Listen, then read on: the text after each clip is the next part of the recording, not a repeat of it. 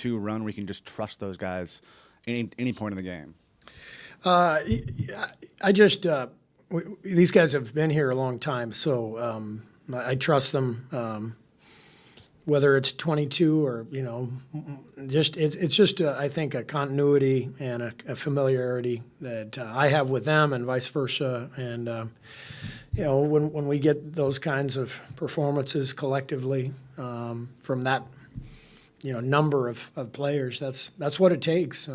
It's kind of what the league is about these days. It's about depth, and doesn't feel like anymore it's about having the three superstars. It's more, how many really good players can you put out there, and can they collectively do it? And that's what happened tonight. 18 points from Loon. I mean, how nice is it to see him be a scoring option like he was tonight too? Loon was fantastic. Probably the key to the game. We debated starting him or Quentin. We wanted to stretch the floor with Gary, diving early in the game, so we started Quentin. That's a lot to ask, to put Quentin in his first start with Shea and the best team in the league. So I think the game was a little fast for Quentin, but we knew we had Loon in our pocket, and he's always ready to play. How are you kind of seeing the kind of backup guard tandem morphing with Brandon back and playing well, and Dennis? And then how are you going to, is it difficult to choose between those two down the stretch? It is. But I chose Dennis because of the defense, the ball pressure, the intensity. He's got a way about him, competitiveness. And, we had the lead, so we were really thinking more defense. But I was thinking about putting BP in.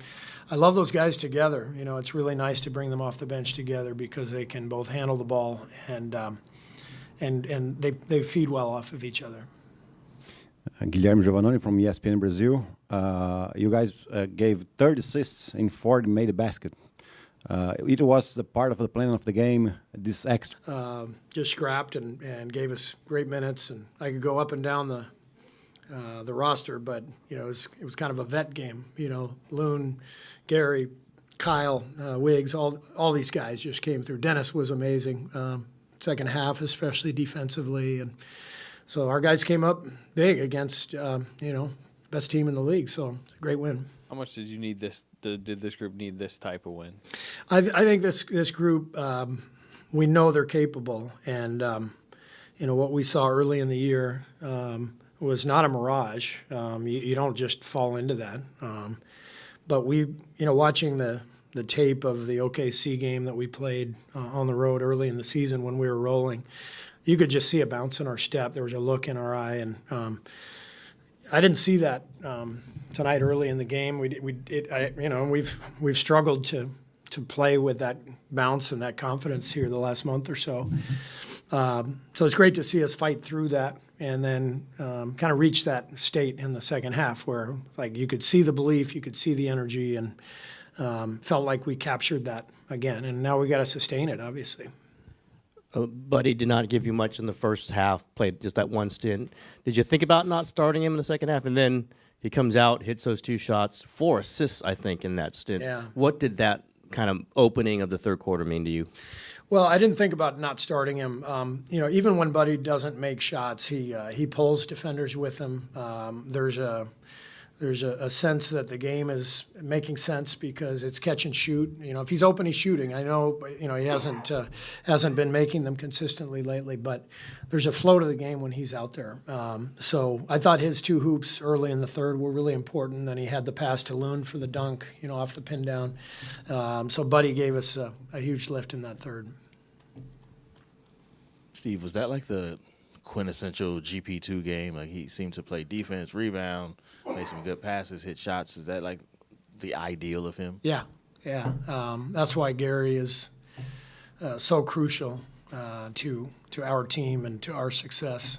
I say it all the time, but the 22 finals shifted as soon as Gary got healthy after game 1. We won 4 out of 5 games, and a huge part of that was his defense, his energy, his playmaking, screening. He's such a unique player. There's nobody like him in the league. He's basically a 6'2" power forward with jets in his feet, and great feel too, like a really interesting feel. Not so much as a guard, but as a rolling big. And so he creates an advantage for us defensively, but also a different look offensively with his diving and finishing. So Gary's huge for us, and when he plays like that, we're tough to beat. Steve, obviously Steph is Steph, but the vets that you brought up, Gary, Looney, Wiggins. Extra pass to break this tough defense of OKC. That's really how we play. We have to move the ball. We're not a great ISO team, and with Steph and the way he runs off the ball, we have to move it. And I thought last night and tonight both there was a lot of good. We call it 0.5 decision making, where you get the ball and you just quickly move it. And there was a lot of that tonight. So, 30 assists, a lot of secondary assists, good ball movement, good flow. We couldn't do anything in the first half. Their defense had us stifled, and we started to move it better in the second. Steve, what were you thinking in the first half when Shea got hot and 52 points tonight? What did you think of his performance? What did I think of his performance? Dave Kingman? You guys ever heard the Dave Kingman, Tommy Lasorda rant? Google it. Don't worry, I'm not going to treat you like Lasorda treated whoever asked him the question. I don't know what to do with Shea. I asked Mark at one point to just leave him on the bench for a couple more minutes, and he didn't comply. So I think Shea came back in with like 10 minutes left in the fourth. And I looked down to Mark. I said, "Can't give him 2 more minutes? That would be really helpful for us." And he just laughed. But, it's pick your poison with him, And the good thing for us down the stretch is we had the lead, so we didn't mind giving up the twos, but we just didn't want to blitz or send a double team at him and risk giving up open threes. But easier to do that when you have the lead, and that's what that third quarter allowed us to get back in the game, and we didn't have to start scrambling on Shea. You went offense, defense with like 3:40 left. Yeah. Is about the earliest you've gone offense, put a full defensive lineup out there, and I guess is that a sign of how important? Were you coaching this almost like a playoff game? Well, we had a timeout to burn, and so Seth Cooper, one of our assistants, he came to me in the timeout. He goes, "Hey, this is a perfect opportunity to just go all defense, and then if we get a stop, we just take the timeout. We're gonna lose the timeout under 3 minutes anyway." So it was really more strategic, just because we had the timeout in our pocket. Just see if we can get a stop, use the timeout, get our offensive guys back in. Can't always do that, obviously, if you don't have that timeout. But in that case, Seth was all over it and reminded me, and that was a good call.